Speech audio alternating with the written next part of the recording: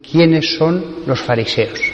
Los fariseos siempre aparecen pululando por el Evangelio, pero siempre nos centramos solo en los textos de reproche de Jesús.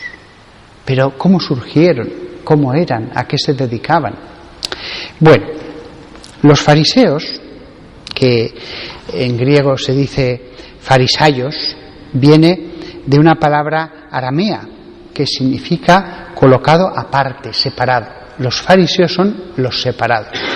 Separados o de los gentiles o separados del Israel menos fiel. Ese puede ser el sentido de esta palabra. Los fariseos aparecieron cuando los judíos volvieron de Asiria de nuevo a Jerusalén. Habían ido prisioneros y cuando vuelven los fariseos van a ser un nuevo grupo religioso que les enseña la ley, que les anima, que les entusiasma. Fueron los que animaron al pueblo elegido a que volviera a la fidelidad. No eran sacerdotes. Una cosa era el sacerdocio, que eso era hereditario. Allí nadie podía decir tengo vocación de sacerdote.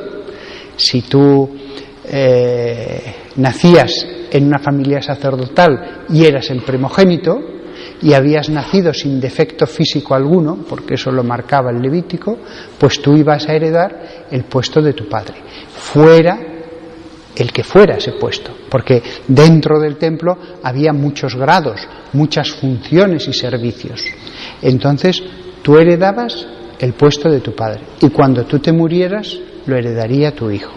No había, por lo tanto, vocación al sacerdocio. El sacerdocio era hereditario. Y ellos se dedicaban al culto, supieran o no supieran acerca de la ley.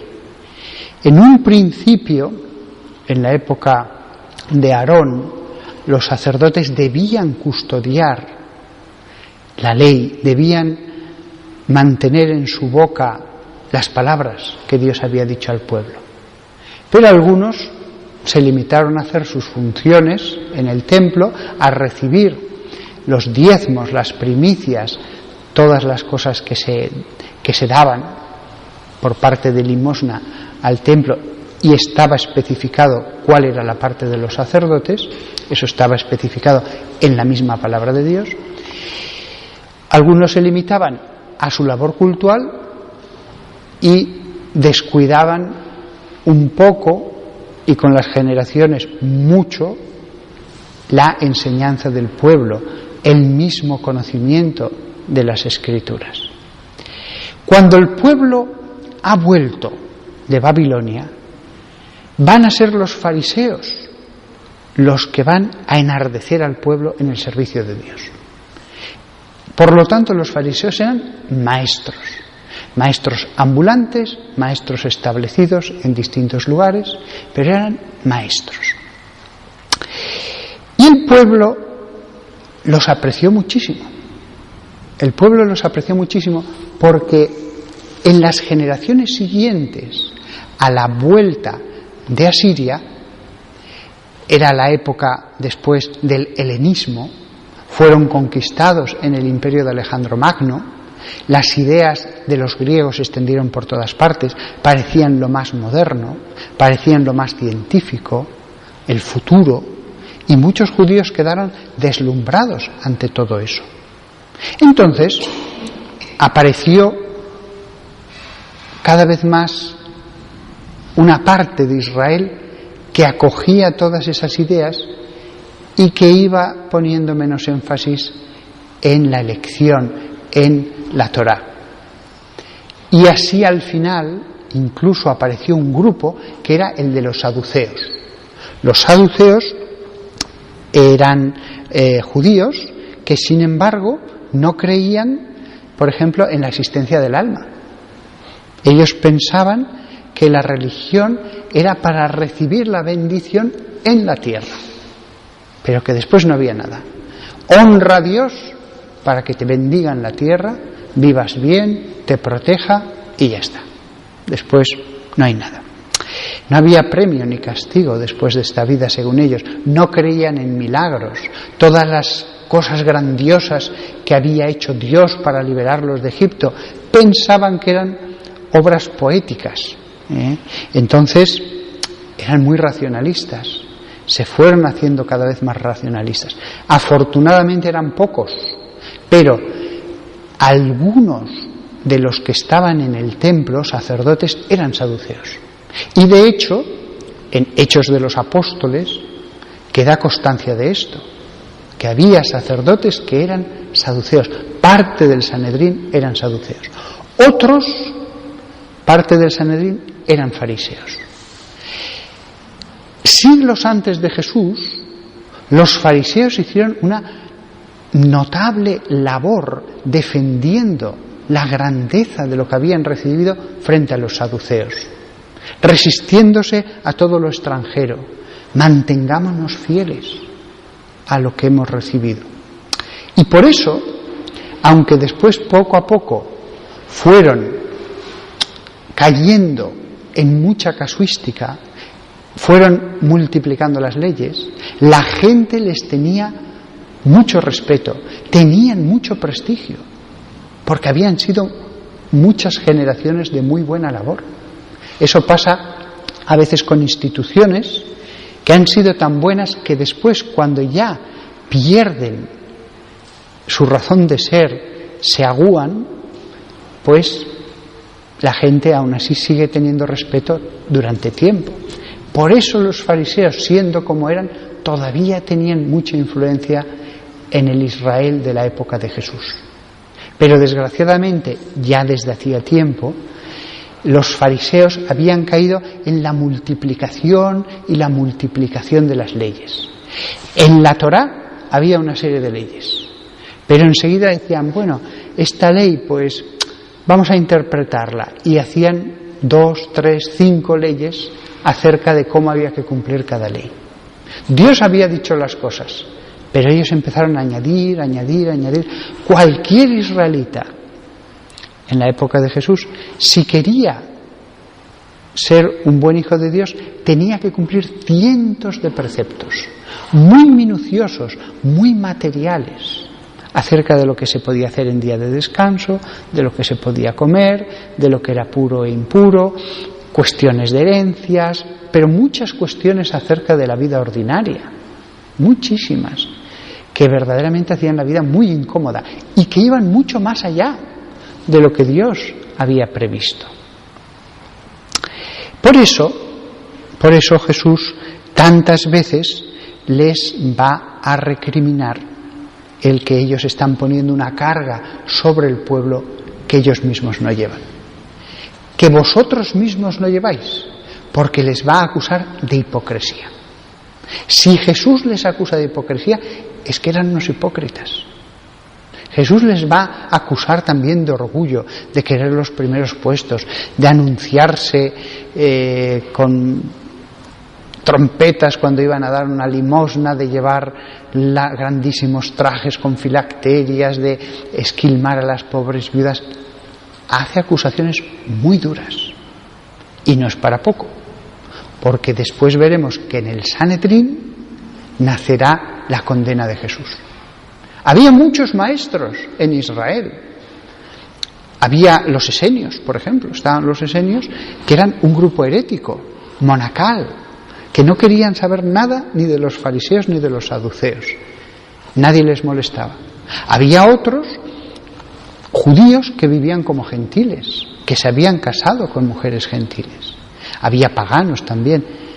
Pero al único que condenan es a Jesús, porque se dan cuenta de que ese hombre iba a destruir totalmente ese mundo en el que ellos habían asentado, ese microcosmos de beneficios, incluso materiales, que mantenían en la Palestina del siglo I. En el Evangelio aparece hoy, hemos leído, vinieron los fariseos y los letrados. La palabra letrados es nomikoi en griego. Era un grupo distinto de los fariseos. Lo único que sabemos de ellos es que eran distintos, por eso se dice en algunos lugares los fariseos y los letrados, y lo único que sabemos es que eran expertos de la ley. Era un grupo aparte. Otro grupo que aparece y que también sabemos poco son los escribas. Decían, vosotros fariseos y escribas. Esa pareja aparece también en muchos lugares del Evangelio. También sabemos poco. Los escribas primitivamente eran los que escribían la ley. Parece ser que cada vez fueron desarrollando todo un sistema más complejo de cómo había que escribir la ley. Yo, por lo que he mirado en algunos libros, había normas acerca del tipo de piel que podían usar. Tenía que ser de animales puros. Tenían contados el número de líneas máximo y mínimo que tenía que tener un libro de la Torá, las líneas en cada columna. La misma tinta tenía que tener una composición determinada. Debían lavarse enteramente antes de escribir el nombre de Yahvé en ese día, en los textos. Contaban letras, palabras, para que ni el más pequeño fallo, la más pequeña errata entrara en los textos. Los textos que escribían solo podían ser reservados en lugares sagrados. Los libros, si se deterioraban, no podían ser destruidos. Había que enterrarlos o colocarlos en unas salas especiales donde allí quedaban. El ser escriba, por lo tanto, no era meramente escribir, era toda una casta, un grupo dedicado a eso de un modo religioso, y tuvieron mucha importancia en Israel. Quizás la tuvieron porque cuando volvieron de Asiria, por un lado estaban los maestros y por otro lado estaban los que copiaban la ley, que acabaron formando una especie de casta. Lo cierto es que en la época de Jesús están los escribas y los nomikoi, los letrados, los hombres de la ley, de los que sabemos poco. Y después están los dos grandes grupos poderosos, que eran los saduceos y los fariseos, totalmente de pensamientos contrarios. Unos muy racionalistas, otros tremendamente tradicionales y verdaderamente muy fatigosos ya de seguir. Pero aunque tuvieran ese afán y ese celo, estaban abandonando lo importante. Eso es una enseñanza para nuestra época. Los fariseos muy celosos, pero estaban cada vez más lejos de Dios. Cada vez la religión se había convertido en una mera sucesión de cosas materiales que hacer. Y por eso el que Jesús nos hable de los fariseos es porque estaban allí en esa época, pero es una enseñanza para todas las épocas, para todas las épocas. El Sanedrín que condenaría a Jesús eran sacerdotes, grandes prohombres de Israel. Muchos no pertenecían a ningún grupo, algunos eran claramente de la línea farisea, algunos eran claramente saduceos. También habría algunos que pertenecieran a los escribas y a los letrados. Una pequeña curiosidad, ya que estamos tocando esto que es más histórico. Cuando condenan a Jesús, se dice que eran sumos sacerdotes Anás y Caifás. ¿Por qué? Si la Biblia dice en Éxodo que habría solo un sumo sacerdote, y siempre había habido uno. Pues resulta que Anás fue depuesto por el procurador romano y le sucedió su yerno Caifás. Era yerno, no era hijo suyo propiamente, se casó con una hija del sumo sacerdote y ese fue el que puso al procurador. Pero además de ser familia, que ya lo puso así el procurador para evitar más problemas, no quería que estuviera Anás, pero tampoco quiso hacer algo que molestara totalmente al templo. Entonces puso a uno de su familia. Pero Anás tenía mucho poder y entonces, en cuanto pasó el procurador, todos los que odiaban a los romanos y decían es escandaloso que un gentil haya sacado al sumo sacerdote, todos le dijeron: para nosotros tú sigues siendo el sumo sacerdote, tú sigues siendo, que diga él lo que quiera. El otro, cumpliendo las órdenes del procurador, ocupó el puesto, pero aunque ejercía sus funciones como tal, él sabía que por debajo de él seguían reconociendo al otro, y encima era familia, con lo cual, con muy buen sentido, Caifás dijo: bueno, yo aguanto en mi puesto hasta que se muera el suegro y ya después seré yo el sumo sacerdote. Esta es una pequeña curiosidad por si alguna vez os lo habéis preguntado. Pues nada más, hemos hablado hoy de los fariseos, nos hemos sumergido un poquito más en ese mundo bíblico, y la enseñanza vale para nosotros, que nuestro seguimiento de Jesús en la nueva alianza, en el Nuevo Testamento, no sea un seguimiento farisaico basado en las obras, basado en la observancia de miles de leyes. No, tenemos que ir a la esencia, tenemos que ir al corazón de todo. Todo lo pequeño y accidental está muy bien si nos lleva a Dios. Solo es un instrumento, solo es un instrumento. Por lo tanto, siempre vayamos a lo que verdaderamente a Dios le importa. No estoy diciendo con esto que tengamos que despreciar las pequeñas cosas. En las pequeñas cosas se manifiesta el amor. Pero cuando las pequeñas cosas ahogan el amor con mayúscula, cuando las pequeñas cosas ahogan lo esencial, entonces estamos deslizándonos al lado de los fariseos. Como también hay otras personas, cristianos, bien lo sabéis, que son más bien saduceos. Permitidme la broma, a veces nos encontramos con algún cura que es un poco saduceo, que no cree en esto, no cree en lo otro, que dice, bueno, lo importante es el amor. A veces nos podemos encontrar con otro que es un poco fariseo, exige terriblemente el cumplimiento puntilloso y después descuida otras cosas. Jesús quiso que esto apareciera en el Evangelio para que todos nosotros, yo incluido, viendo los dos extremos, nos alejáramos de lo uno y nos alejáramos del otro. Ni hay que coger el árbol y quitarle todas sus ramas, dejando solo el tronco y cayendo en el racionalismo, ni tampoco tenemos que caer en ese extremo en el que ya pensamos que somos nosotros, por nuestras obras, los que nos hacemos dignos de Dios, dejamos de ver el premio como un don, descuidamos lo importante y cada vez nuestra mente está más pendiente de nuestra santificación entendida como obras, obras, obras, yo.